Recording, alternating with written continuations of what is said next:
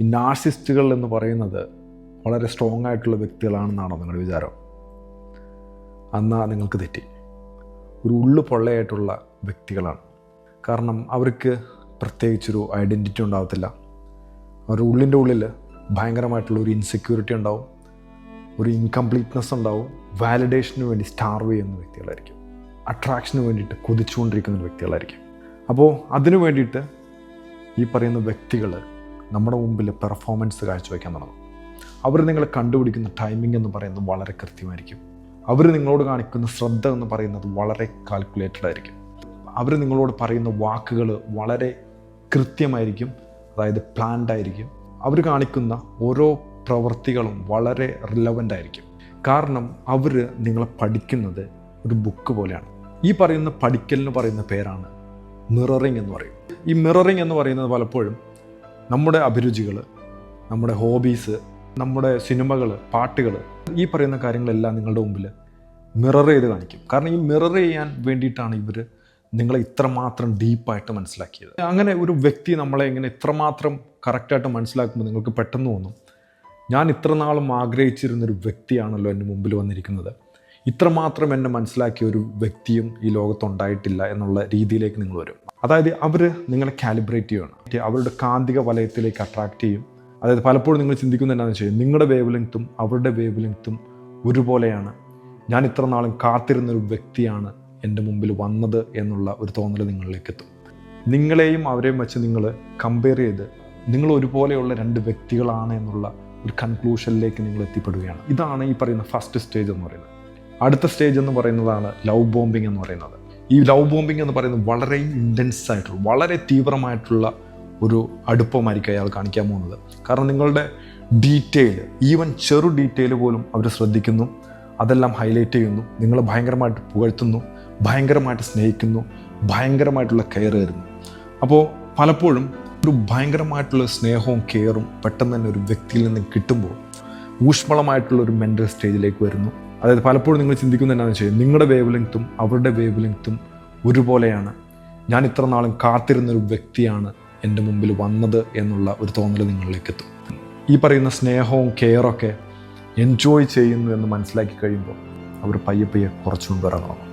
അപ്പോൾ നിങ്ങളുടെ ബ്രെയിൻ ചിന്തിക്കാൻ തുടങ്ങുന്നത്, എനിക്കെന്തോ പ്രശ്നം പറ്റിയിട്ടുണ്ട്, എൻ്റെ കയ്യിൽ നിന്ന് എന്തോ മിസ്റ്റേക്ക് ഉണ്ടായതുകൊണ്ടാണ് അവർ പണ്ടത്തെ പോലെ എന്നെ സ്നേഹിക്കാത്തതെന്നുള്ളൊരു തോന്നലിലേക്ക് എത്തും. അത് ശരിക്കും പറഞ്ഞാൽ ഒരു ലവ് അല്ലായിരുന്നു. അതായത് സ്നേഹമാണെങ്കിലും കെയർ ആണെങ്കിലും സംരക്ഷണമാണെങ്കിലും ഇടവിട്ട് തന്നിട്ട് നിങ്ങളുടെ ബ്രെയിനിനെ ടോട്ടലി കൺഫ്യൂസ് ചെയ്യുന്നൊരു പരിപാടിയാണ്. അതിന് പറയുന്ന പേരാണ് ഇൻ്റർമിറ്റൻറ്റ് റിവാർഡ് എന്ന് പറയുന്നത്. ഇൻ്റർമിറ്റൻറ്റ് റിവാർഡ് സിസ്റ്റത്തിലൂടെ നിങ്ങളുടെ ബ്രെയിനിനെ ഹൈജാക്ക് ചെയ്യുന്ന പരിപാടിയാണ് അവർ ചെയ്തുകൊണ്ടിരിക്കുന്നത്. അടുത്ത സ്റ്റേജാണ് ഏറ്റവും ഡേഞ്ചറസ് ആയിട്ടുള്ള സ്റ്റേജ് എന്ന് പറയുന്നത്. അതായത് അവരൊരിക്കലും തർക്കിക്കുന്നത് യാഥാർത്ഥ്യത്തെ മനസ്സിലാക്കിയിട്ടല്ല. നിങ്ങളൊരു കാര്യം ചോദിക്കുമ്പോൾ അവർ പറയും, അതങ്ങനെ നടന്നിട്ടില്ല എന്ന് പറയും, അല്ലെങ്കിൽ നിൻ്റെ ഓർമ്മക്കുറവാണെന്ന് പറയും, നീ ഓവറായിട്ട് ചിന്തിക്കുന്നുണ്ടെന്ന് എനിക്ക് തോന്നിയതാണെന്ന് പറയും. അങ്ങനെയൊക്കെ പറഞ്ഞിട്ട് നിങ്ങളെ പൂർണ്ണമായിട്ട് ഗ്യാസ് ലൈറ്റ് ചെയ്ത് പൂർണ്ണമായിട്ടും ടോട്ടലി കൺഫ്യൂസ്ഡ് ആയിട്ടുള്ള ഒരു അവസ്ഥയിലേക്ക് എത്തിക്കും. അവരൊരിക്കലും ഈ പരിപാടി ചെയ്യുന്നത് ഒരു സത്യം നിങ്ങൾ തിരിച്ചറിയാൻ വേണ്ടിയിട്ടല്ല. നിങ്ങൾ പറയുന്നതിനെ നിങ്ങൾ സംശയിക്കണം, നിങ്ങൾ ചിന്തിക്കുന്നതിനെ നിങ്ങൾ സംശയിക്കണം, നിങ്ങൾ പ്രവർത്തിക്കുന്നതിനെ നിങ്ങൾ സംശയിക്കണം. ടോട്ടൽ കൺഫ്യൂഷൻ സ്റ്റേജിലേക്ക് നിങ്ങളെ എത്തിക്കാൻ വേണ്ടിയിട്ടാണ് ഈ പറയുന്ന പരിപാടികളെല്ലാം ചെയ്യുന്നത്. അടുത്ത സ്റ്റേജ് എന്ന് പറയുന്നത് നിങ്ങളെ മാനസികമായിട്ട് വൈകാരികമായിട്ട് അടിമപ്പെടുത്തുന്ന ഒരവസ്ഥയാണ്. അവരൊരിക്കലും നിങ്ങളുടെ ഹൃദയം കീഴടക്കാൻ വേണ്ടി ശ്രമിക്കുന്ന വ്യക്തികളല്ല. അതായത് അവർ യഥാർത്ഥത്തിൽ നിങ്ങൾ സ്നേഹിക്കുന്നില്ല. അവർക്ക് വേണ്ടത് നിങ്ങളുടെ റിയാക്ഷൻസാണ്. അതായത് അവർക്ക് വേണ്ടത് നിങ്ങളുടെ പ്രതികരണങ്ങളാണ്. നിങ്ങൾ ദേഷ്യപ്പെടുക എന്ന് പറയുന്നത് അത് അവരെ കൂടുതൽ സന്തോഷത്തിലാക്കും. കാരണം അത് വച്ചിട്ട് കൂടുതൽ നിങ്ങളെ മാനിപ്പുലേറ്റ് ചെയ്യാൻ പറ്റും. നിങ്ങൾ അവരോട് കൂടുതൽ കാര്യങ്ങൾ എക്സ്പ്ലെയിൻ ചെയ്യുകയാണെങ്കിൽ ആ എക്സ്പ്ലനേഷനെ വളച്ചൊടിക്കാനുള്ള ചാൻസ് കൂടുതലാണ്. അതിനെ മാനിപ്പുലേറ്റ് ചെയ്ത് നിങ്ങളുടെ കോൺഫിഡൻസ് പൂർണ്ണമായിട്ടും തകർക്കാൻ അവർ ശ്രമിക്കും. നിങ്ങൾ കരഞ്ഞാലും അവർക്ക് സന്തോഷമാണ്. കാരണം എന്നിലൂടെ, ഞാൻ പറഞ്ഞ വാക്കിലൂടെ ആ വ്യക്തിക്ക് ഒരു ഇമ്പാക്റ്റ് ഉണ്ടാക്കിയിട്ട് ആ വ്യക്തി കരയുക എന്ന് പറയുമ്പോൾ അതും അവർക്ക് സന്തോഷം കൊടുക്കും. നിങ്ങൾ സ്നേഹിക്കുകയാണെങ്കിൽ അതും അവർക്ക് സന്തോഷം കൊടുക്കും. കാരണം അതായത് ഞാൻ അത്രയ്ക്ക് വാല്യൂ ഉള്ള ഒരു വ്യക്തിയാണ് എന്നുള്ളൊരു തോന്നൽ ഈ പറയുന്ന വ്യക്തികൾക്കുണ്ടാവും. അവർക്ക് നിങ്ങളൊരു ശ്രദ്ധ കൊടുക്കുകയാണ്, കൂടുതൽ അറ്റൻഷൻ കൊടുക്കുകയാണ്, കൂടുതൽ കെയർ കൊടുക്കുകയാണ്. അപ്പോൾ ഇതെല്ലാം അവരെ കൂടുതൽ ഈ പറയുന്ന അവരുടെ ഈഗോ എന്ന് പറയുന്നത് കൂടുതൽ ബൂസ്റ്റ് ചെയ്തുകൊണ്ടിരിക്കുകയാണ്. ഇതൊക്കെ തന്നെയാണ് അവർ ഉദ്ദേശിച്ചുകൊണ്ടിരിക്കുന്നത്. ഇതൊക്കെ നിങ്ങൾ ചെയ്യുമ്പോൾ ഈ പറയുന്ന വ്യക്തിയുടെ, ഈ നാർസിസ്റ്റായിട്ടുള്ള വ്യക്തിയുടെ ഉള്ളിൽ താനൊരു വലിയൊരു സംഭവമാണെന്നുള്ളൊരു തോന്നലിലേക്ക് വരും. അപ്പോൾ ഇതെല്ലാം അവരുടെ ഈഗോയെ ഫീഡ് ചെയ്തുകൊണ്ടിരിക്കും.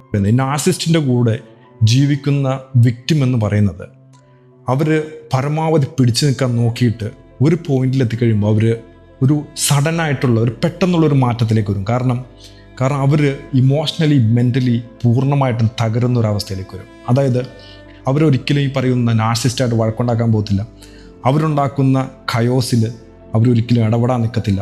പലപ്പോഴും ഇവർക്ക് തോന്നുന്ന അവസ്ഥ എന്താണെന്ന് വെച്ച് കഴിഞ്ഞാൽ, ഞാൻ എന്തുകൊണ്ടാണ് ഇങ്ങനെയായി പോയത്, കാരണം ഈ വ്യക്തിയെ ഇത്രമാത്രം മനസ്സിലാക്കാൻ ശ്രമിച്ചിട്ടും എനിക്ക് എന്തുകൊണ്ടാണ് ഇവർ മനസ്സിലാക്കാൻ പറ്റാത്തത്, ഞാൻ എന്തുകൊണ്ടാണ് ഇങ്ങനെ ആയിപ്പോയതെന്നുള്ള ഒരു അവസ്ഥയിലേക്ക് അവരെത്തും. ഈ സ്റ്റേജിൽ ഇവർ ഇതിനെക്കുറിച്ച് ബോധവാനാകുന്ന ഒരു അവസ്ഥയാണ്. കാരണം ഈ സ്റ്റേജ് എന്ന് പറയുന്നത് പലപ്പോഴും ഈ പറയുന്ന വിക്ടിമിന് ഈ നാർസിസ്റ്റായിട്ടുള്ള ഒരു വ്യക്തിയെക്കുറിച്ചുള്ളൊരു ബോധം വരും. കാരണം ഞാൻ എവിടെയോ ഡേഞ്ചറസ് ആയിട്ടുള്ള ഒരു വ്യക്തിയുടെ കൂടെയാണ് ജീവിക്കുന്നത് എന്നുള്ളൊരു അവെയർനെസ് ഇവരുടെ മനസ്സിലേക്ക് വരാൻ തുടങ്ങും. ഈ പോയിന്റിൽ നിങ്ങൾക്ക് ഏകദേശം ഈ പറയുന്ന വ്യക്തിയെക്കുറിച്ച് പൂർണ്ണമായിട്ടുള്ള ഒരു ധാരണ ഉണ്ടായിട്ടുണ്ട്. ഈ നടക്കുന്ന പ്രവർത്തികളായിട്ട് പൂർണ്ണമായിട്ടും അവെയറാണ്. ഈ പോയിന്റിന് പറയുന്ന പേരാണ് ക്രാക്കിംഗ് പോയിന്റ് എന്ന് പറയും. കാരണം പൊട്ടിപ്പൊളിയാൻ പോകുന്ന ഒരു പോയിന്റാണ്. ഈ പറയുന്ന സ്റ്റേജിന് പറയുന്ന പേരാണ് ഡിറ്റാച്ച്മെൻറ്റ്. അതായത് നമ്മൾ ഒരു കരിങ്കല്ല് പോലത്തെ ഒരു അവസ്ഥയിലേക്ക് എത്തും. അതായത് പാറക്കല്ല് പോലുള്ള ഒരു സ്വഭാവമുള്ള വ്യക്തികളായിട്ട് മാറും. അതായത് പാറക്കല്ല് പോലത്തെ അവസ്ഥ എന്ന് പറയുന്നത് നോ റിയാക്ഷനാണ്. അതായത് കരിങ്കല്ല് പോലത്തെ റിയാക്ഷനാണ്. അവർ നിങ്ങളോട് ഫൈറ്റ് ചെയ്താലും മിണ്ടാൻ പോകത്തില്ല. അവർ നിങ്ങളോട് കാര്യങ്ങൾ ചോദിച്ചാലും കൂടുതൽ നിങ്ങൾ പറയാൻ പോകത്തില്ല. നിങ്ങളെ കുറ്റം പറഞ്ഞാലും നിങ്ങൾ മോശം പറഞ്ഞാലും നിങ്ങൾ ഡിഫെൻഡ് ചെയ്യാൻ നിൽക്കത്തില്ല. അവരുണ്ടാക്കുന്ന പ്രശ്നങ്ങളെ നിങ്ങൾ പൂർണ്ണമായിട്ട് ഇവാലുവേറ്റ് ചെയ്തിട്ട് അതിനകത്ത് ക്ലാരിറ്റി കണ്ടെത്താൻ നോക്കുന്നു. നിങ്ങൾ ഒരു നിശ്ചലമായിട്ടുള്ള ഒരു അവസ്ഥയിലേക്ക് എത്തുന്നു. അതായത് പലപ്പോഴും നിങ്ങളുടെ ഭാഗത്ത് നിന്ന് യാതൊരുവിധ പ്രതികരണം ഉണ്ടാകത്തില്ല. അതായത് നിങ്ങൾ കരയില്ല, ചിരിക്കില്ല, സന്തോഷിക്കില്ല. അതായത് വൈകാരികമായിട്ടുള്ള പല കാര്യങ്ങളും നിങ്ങൾ പൂർണ്ണമായിട്ട് സ്റ്റോപ്പ് ചെയ്ത് കളയുന്നു. പണ്ടത്തെ പോലെ അവർ ലവ് ബോംബിങ് ചെയ്യാൻ നോക്കിക്കഴിഞ്ഞാൽ നിങ്ങൾ അത് മനസ്സിലാക്കുന്നു. നിങ്ങളോട് മോശമായിട്ട് പെരുമാറി ദേഷ്യപ്പെടുത്താൻ നോക്കിക്കഴിഞ്ഞാൽ റിയാക്ഷൻ ഇല്ലാതെ അവിടെ നിങ്ങൾ നിലയുറപ്പിക്കുന്നു.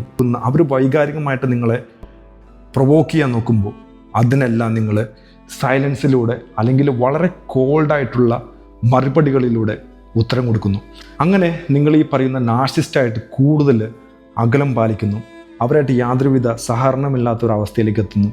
ഈ പറയുന്ന പെരുമാറ്റം എന്ന് പറയുന്നത് നാർസിസ്റ്റിനെ ഇല്ലാതാക്കുന്ന ഒരവസ്ഥയാണ്. കാരണം നാർസിസ്റ്റിന് വേണ്ടിയിരുന്നത് ഈ പറയുന്ന പ്രതികരണങ്ങളും പുകഴ്ത്തലുകളും നിങ്ങളുടെ അംഗീകാരവും.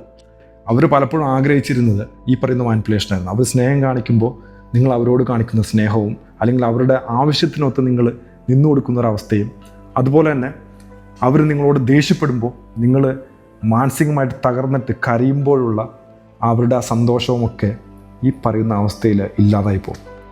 കരിങ്കല്ല് പോലുള്ള ഒരവസ്ഥ എന്ന് പറയുന്നത് ശരിക്കും പറഞ്ഞു കഴിഞ്ഞാൽ ഈ പറയുന്ന നാർസിസ്റ്റിന് ഒരു ഡെത്ത് പെനാൽറ്റിയാണ്. സീറോ റിയാക്ഷനിലൂടെ നിങ്ങൾ ഈ പറയുന്ന നാർസിസ്റ്റിനെ വീണ്ടും ഒരു കാതലില്ലാത്ത, ഒരു ഐഡൻറ്റിറ്റി ഇല്ലാത്ത, ഒരു കോൺഫിഡൻസ് ഇല്ലാത്ത, സ്വന്തമായിട്ട് നിലനിൽക്കാൻ പറ്റാത്ത ഒരു വ്യക്തിയായിട്ട് നിങ്ങൾ മാറ്റിക്കളയും.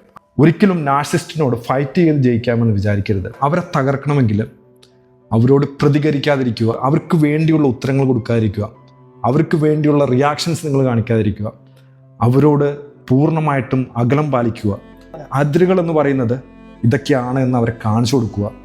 അങ്ങനെയുള്ള കാര്യങ്ങളൊക്കെ ചെയ്തു കഴിയുമ്പോൾ ഈ പറയുന്ന നാർസിസ്റ്റ് താനെ നിലമ്പൊത്തും. അപ്പോൾ ഈ പറയുന്ന കാര്യങ്ങൾ ഓർമ്മയിലിരിക്കുക. നിങ്ങൾ ഈ പറയുന്ന നാർസിസ്റ്റ് എന്ന് പറയുന്ന ഒരിക്കലും സ്ട്രോങ് ആയിട്ടുള്ള വ്യക്തിയല്ല. അവർ ഈ പറയുന്ന ഐഡൻറ്റിറ്റി ഇല്ലാത്ത ഒരു പൊള്ളയായിട്ടുള്ളൊരു വ്യക്തിയാണ്. അപ്പോൾ അവരെ ഇതുപോലെ തന്നെ ശൂന്യതയിലേക്ക് കൊണ്ടുപോവുക. അങ്ങനെ ഈ നാർസിസ്റ്റ് നഷ്ടബോധത്തോടു കൂടി കരയുന്ന ഒരവസ്ഥയിലേക്ക് എത്തും. കാരണം അവർക്ക് നിങ്ങളെ ആവശ്യമായിരുന്നു. കാരണം അവരെ കംപ്ലീറ്റ് ആക്കിക്കൊണ്ടിരുന്നത് നിങ്ങൾ തന്നെയായിരുന്നു. പക്ഷേ നിങ്ങൾ നഷ്ടപ്പെടുക എന്ന് പറയുന്നത് ഈ നാർസിസ്റ്റിന് ചിന്തിക്കാൻ പറ്റാത്തൊരു കാര്യമാണ്. കാരണം ഒരു സ്ട്രോങ് അല്ലാത്തൊരു വ്യക്തി ഈ നാർസിസ്റ്റിൻ്റെ ജീവിതത്തിൽ വന്നു കഴിഞ്ഞാൽ ഒന്നല്ലെങ്കിൽ അവർ പൊട്ടിത്തെറിക്കും, അല്ലെങ്കിൽ പെട്ടെന്ന് തന്നെ റിലേഷൻഷിപ്പ് അവസാനിപ്പിച്ച് അവരവരുടെ കാര്യം നോക്കും. ഒരു ഇൻഡിപെൻഡൻ്റ് ആയിട്ടുള്ളൊരു വ്യക്തിയാണ് നാർസിസ്റ്റ് ട്രൈ ചെയ്യുന്നതെങ്കിൽ അതിൻ്റെ ആൻസർ പെട്ടെന്ന് തന്നെ കിട്ടും. അപ്പോൾ അവർക്ക് പിടിച്ചു നിൽക്കാൻ പറ്റുന്നത് ഈ പറയുന്ന സ്ട്രോങ് ആയിട്ടുള്ള വ്യക്തികളിലൂടെ മാത്രമാണ്. അപ്പോൾ സ്ട്രോങ് ആയിട്ടുള്ള വ്യക്തികൾ ഈ കാര്യങ്ങളൊക്കെ മനസ്സിലാക്കി കഴിഞ്ഞാൽ നാർസിസ്റ്റിനെ നല്ല രീതിയിൽ മാനേജ് ചെയ്യാൻ പറ്റും. അപ്പോൾ wish you all the best.